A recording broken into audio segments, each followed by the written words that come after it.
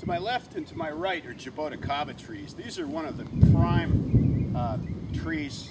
They're in the Myrtle family, the Myrtaceae family, and they're an excellent choice to use in any type of a tropical fruit landscaping scheme.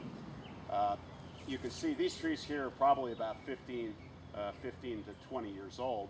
It's a fairly slow-growing tree, but it's just it's a beautiful evergreen tree. The bark has this lovely camouflage texture to it, and it's definitely one of the top choices to use in any kind of tropical fruit landscaping design.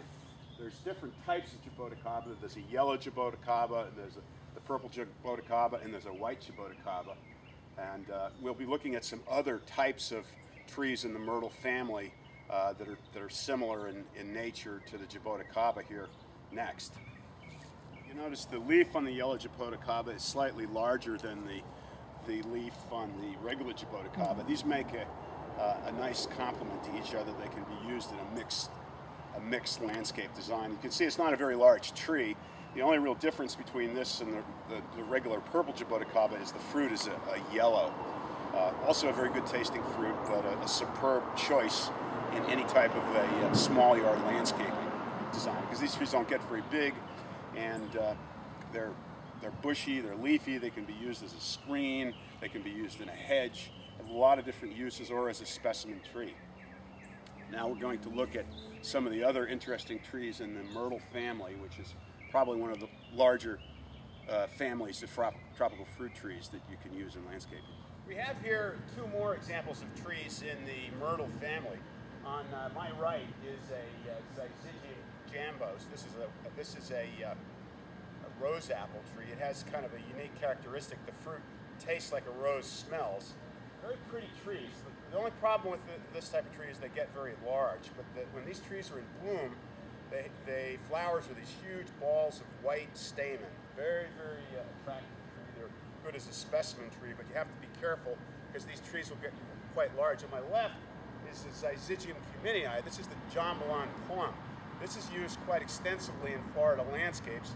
The downside of this tree is it gets extremely large. Also, when it does start to fruit after about 12 years, it produces thousands and thousands of these purple fruit which land on the sidewalk, and God forbid you park your car under your white Mercedes under a tree like this. It'd be a real mess when you come out. So we really don't recommend using these trees, but in the event you need a really large tree in a landscape setting, this is not a bad choice. Another excellent tree that can be used in almost any small yard landscape design is the Barbados cherry. This is a fairly large specimen. Most of the time these trees are a lot smaller and shrub-like. But the Barbados cherry is a source of acerola, which is very, very high in vitamin C. These trees produce fruit pretty much all year round. It's a sweet, tart fruit that's very high in vitamin C. It's a good selection that can be used in just about any tropical fruit landscaping design. Another very interesting tree in the same Guttiferae family is Redia. This looks to me, you have Redia macrophylla and you have Redia aristata. These make excellent trees as far as shrubs are concerned, because they're not, this one of course is quite an old tree. They're quite slow growing, and it's evergreen. It almost looks like holly, the kind of holly that you see around Christmas. And a good choice of trees. It has a sweet, subacid sweet, tart tasting fruit. Fruits in this family, I mentioned before, the Redia, the Imbi, which is Garcinia livingstoniae, which is a superb fruit. So we're going to move on and look at some more fruits in this very interesting family. An extremely important family of fruits that you definitely want to have as part of your collection are a family known as the Annonaceae family. Within this family, we find many, many fruits that are of significant economic importance throughout tropical America as well as tropical Asia. Over here on my right, we have a sugar apple tree. This is Annonaceae. This is an excellent tree. They don't get very big. It's a slow to moderate growth rate. They lose their leaves in the winter. They're deciduous, which is not necessarily a problem. But over here on my right, we see a sugar apple. You'll notice the fruit is segmented. When the fruit is ripe, you'll get a yellow color break between the segments, at which point you can pick the fruit and it will ripen off the tree. Some of the other excellent fruits in the Annona family, well, are off to my left, but let me mention this one off to my right. This one is the Annona reticulata, which is often known as a custard apple. This particular Annona is ripe, comes ripe in the wintertime, which makes this an interesting tree to have as part of your collection. Most tropical fruits are either ripe in late spring, midsummer to early fall.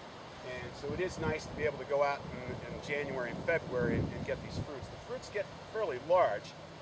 Many of you have seen this fruit. In collections of artificial plastic or wax fruits, you'll often see one of these custard apples. Another name for it is called a bullock's heart. One of the problems we had with this tree in Miami was that the Annona seed borer, which is a pest of Annonas, which is one of the reasons these are no longer really grown commercially here in South Florida, is the Annona seed borer, which would bore into the fruit, into the seed, and then of course when the insect would mature, it would bore out of the fruit, thereby ruining the fruit. Well, those Annona seed borers would overwinter in the custard apple, which would then, they'd bore out, and then they'd reinfect the good Annonas, which set fruit in the midsummer to late summer. We're going to look at a couple of other varieties of Annonas that are superior to the sugar apple, and these are over here. One of the best tasting of the Annonas is the Atamoya. In fact, it's one of my favorite tropical fruits. It's certainly, if you're going to have tropical fruit trees in your yard, besides lychees, mangoes, caramolas, you most certainly want to have an Atamoya. This tree is a hybrid Annona. It's a hybrid which is a cross between the cherimoya, which is a true Annona species, and the sugar apple, the Annona squamosa, which is also a true Annona species. This tree is a result of hybridizing between these two trees. Now the problem is the cherimoya, which is found throughout most of Central America and tropical South America, tends to grow at a higher elevation. These trees are grown commercially in California. You'll oftentimes see the fruits in the grocery store. They're excellent, excellent fruit. Well, turns out this tree grows here in Florida, but it doesn't produce any fruit. The sugar apple, on the other hand, grows very well in Florida, but the fruit is characterized by the slightly gritty stone cells. Good tasting, but that slight grittiness to it. By crossing these two, we end up with a fruit that has the characteristics of both the sugar apple and the cherimoya, and that's the Atamoya. And these things do very well here in Florida. This is a variety. There's a couple of fairly common varieties. The Geffner Atamoya and the Priestley Atamoya. We can see over here, there's a ripe Atamoya that's just about ready to come off the tree. You can see over here. You'll notice here we've got the yellow color break. We've got the yellow color break between the segments. So, great tree. Definitely should be one of your first choices for an Annonaceous tree to put in your part of your collection. This is a fairly old tree. This tree here is probably about 20 years old. They're a relatively moderate to slow-growing tree, so it's not like you can plant it and the next year the tree is real big. You can plant these either as a specimen tree or you can plant it close to your house. It makes an excellent border tree or a framing tree. So for here, we're going to be looking at trees in the Annonaceae family. One more Annona that you may wish to consider is Annona diversifolia. This is commonly known as an illama.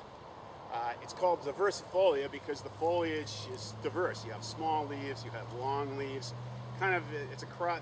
The leaves are similar in respect to leaves both on a sugar apple and on a Atamoya. The thing about this fruit that's really nice is that the fruit gets very big and the flesh inside the fruit is this pinkish to red, and it's very sweet, very delicious, and the tree makes a nice addition. But you want to get this tree if you like Annonas, and I like Annonas, and I would definitely want one of these trees in my collection.